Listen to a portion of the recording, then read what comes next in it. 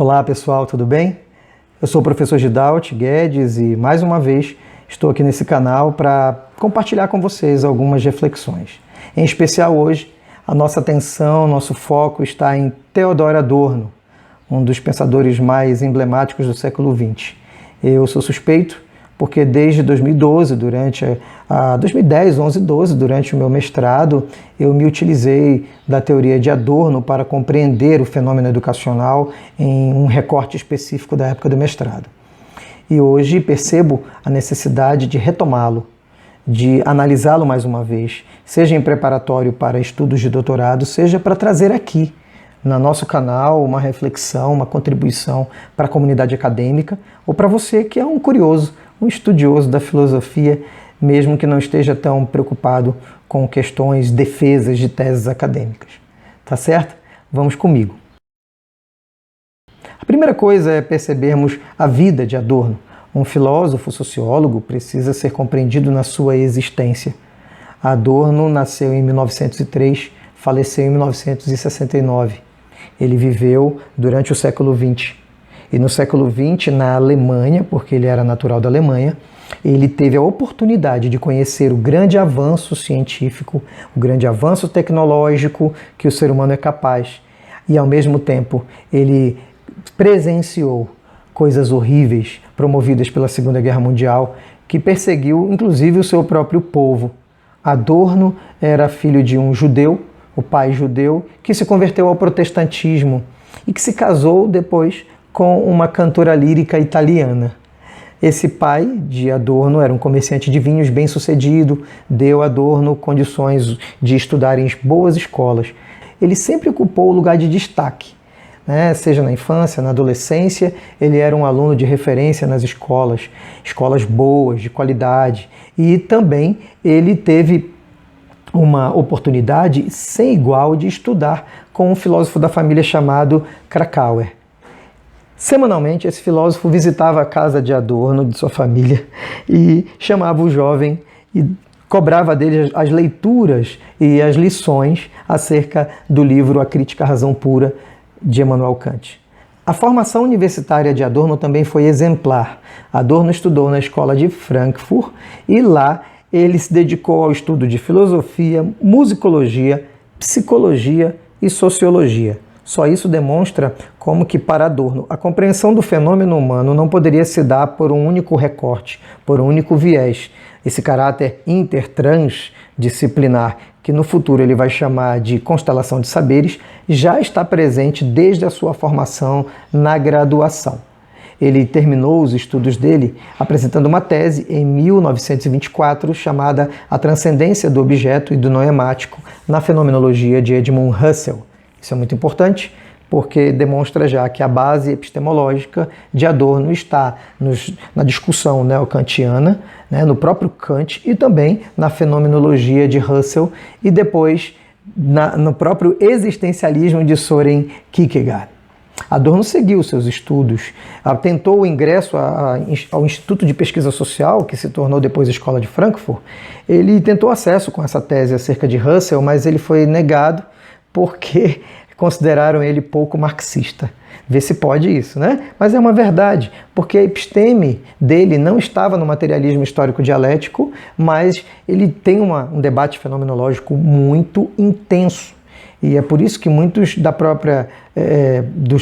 dentre os próprios marxistas olhavam para ele com uma certa estranheza.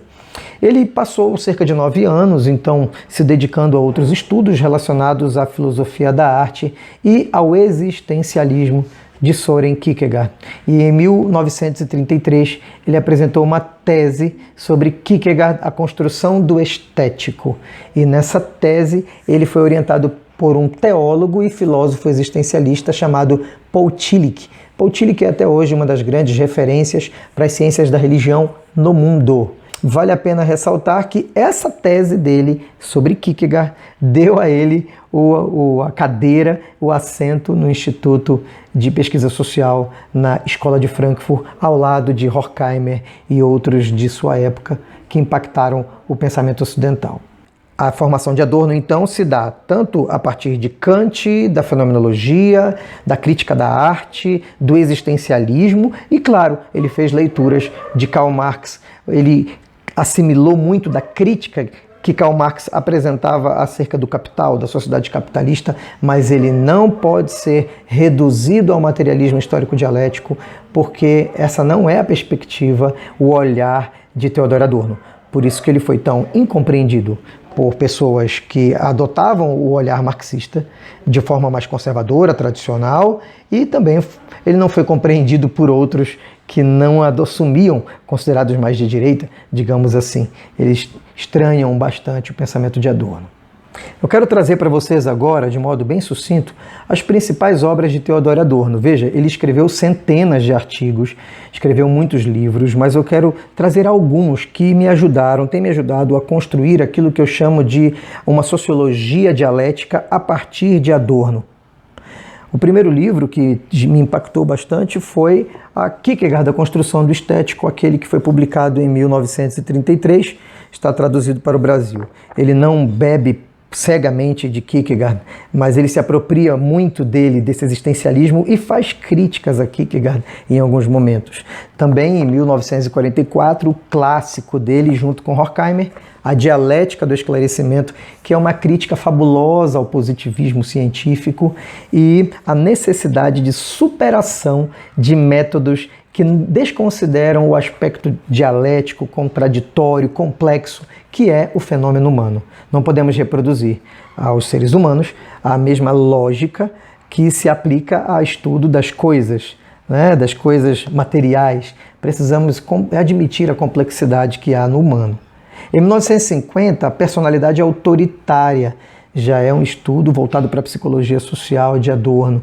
E em 1950, também, naquela década, uma série de estudos foram desenvolvidos por ele e que deram origem a esse texto aqui, A Indústria Cultural e Sociedade. Inclusive, Adorno é taxado como um sociólogo da indústria cultural e outros dizem que ele não é suficiente para compreender o momento atual que nós vivemos, mas há controvérsias. Vamos conversar sobre isso em outros vídeos, tá certo?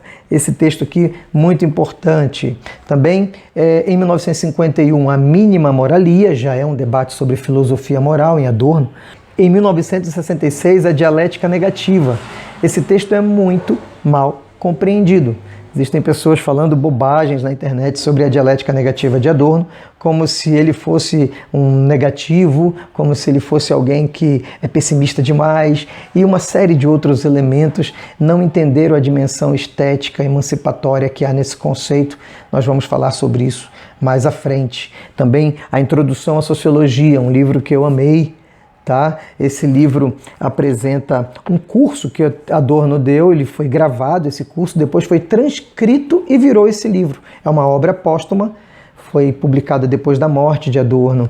E é curioso como que ele, nesse livro, apresenta várias críticas aos autores clássicos da sociologia e também como ele se apropria desses autores em muitos momentos. Adorno é livre, isso é uma característica que eu vou trabalhar com vocês daqui a pouco, a liberdade do pensamento de Adorno.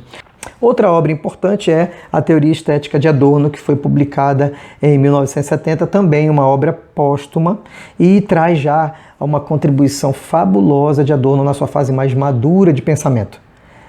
Outra obra importante que deu muita base para aquilo que eu tenho pensado e estudado é Educação e Emancipação. Educação e Emancipação é uma obra que nasce de uma entrevista que Adorno concedeu a uma rádio lá na Alemanha, e eles estavam estudando o currículo da época. Que currículo de história seria colocado, seria posto para as crianças nas escolas logo após a Segunda Guerra Mundial? Olha que debate interessante. Vamos contar o que nós fizemos com os judeus e com tantos outros povos, ou nós não vamos contar? De que jeito contaremos a história de nosso povo para suscitar nas nossas crianças patriotismo, mas ao mesmo tempo consciência? Olha que pergunta interessante, vale a pena para o Brasil isso, é muito atual esse tema. Agora, para concluirmos o nosso vídeo, eu quero responder a seguinte pergunta: é importante estudar Adorno para os tempos atuais? O pensamento de Adorno está ultrapassado? Ele ainda é relevante para a nossa sociedade? Eu acredito que sim. Primeiro porque Adorno ele traz uma contribuição epistemológica que está muito além da contribuição dele enquanto teoria do objeto. O que eu quero dizer? Adorno olhou para a sociedade de massa daquela época, aquele contexto, e ele apresentou um diagnóstico daquela sociedade. Esse diagnóstico para a sociedade da década de 40, de 50, já foi questionado por muitos outros autores. Eles dizem, não, hoje a sociedade é diferente. Só que uma coisa é a teoria do objeto e a outra é a episteme, é o olhar. Ele criou um método eclético, inclusive, de sociologia, dialético. Ele reúne contribuição de diversos autores e ele observa de uma maneira muito perspicaz. E esse olhar dele foi imitado por outros autores, como, por exemplo, Zygmunt Bauman.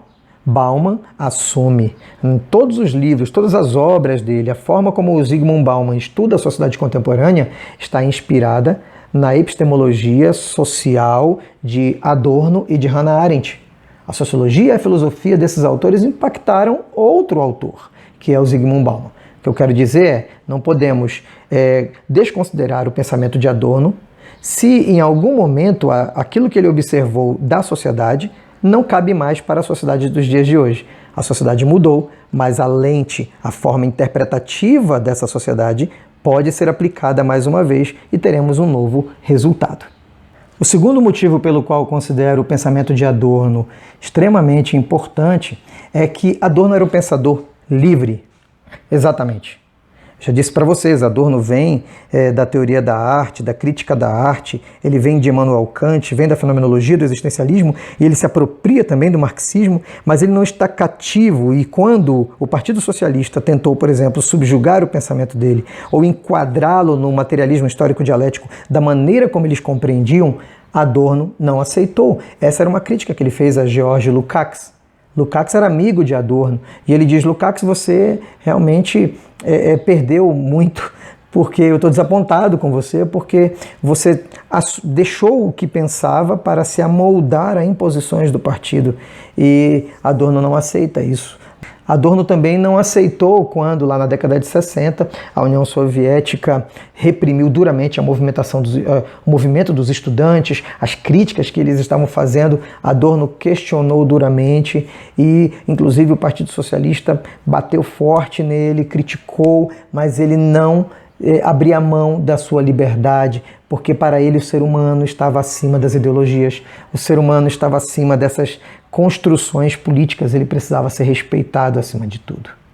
O terceiro ponto fundamental para entendermos a atualidade, a relevância do pensamento de Adorno, é que ele já desde aquela época estava construindo as bases de um conhecimento interdisciplinar, multirreferencial. O nome que ele dá é constelação de saberes. Ele diz que nós precisamos, de alguma forma, para compreender melhor o fenômeno humano, nós precisamos acessar a áreas distintas do saber e nós precisamos dialogar. O pensamento precisa ser construído de modo mais democrático, inclusive. Tem que ser dialogado, porque uma só vertente, um só lado não vai conseguir enxergar o todo, a complexidade do humano. Isso é fundamental. Até hoje existem pessoas querendo compreender a sociedade somente pelo viés econômico, outras somente pelo viés da psicologia. Acho que nós precisamos superar um pouco essas visões compartimentadas. E Adorno, já desde a época de 30, 40, fazia essa defesa. O quarto motivo é que Adorno defende que a ciência precisa se reconciliar com a filosofia, seja numa perspectiva da epistemologia, das bases, dos fundamentos da ciência, recebendo crítica da filosofia do conhecimento, seja porque a ciência está carente de ética. Nós precisamos de imperativos éticos que sejam realmente categóricos, que estabeleçam um nível de humanidade, de reconhecimento, de dignidade humana no fazer científico e no fazer econômico e no fazer político, em todos os fazeres. Nós precisamos de um novo olhar, de uma nova forma de nos relacionarmos um com o outro. E, por fim, eu considero que Theodor Adorno deixou para nós uma grande construção sociológica. Eu não tenho visto tantas pessoas fazerem a apresentação de Adorno como esse sociólogo. Ele não é dos clássicos lá, ele faz leitura desses clássicos, mas acredito que ele tem uma sociologia dialética que deve ser melhor compreendida, estudada e apresentada à nossa sociedade hoje. Um grande abraço e em breve teremos mais vídeos sobre Theodor Adorno.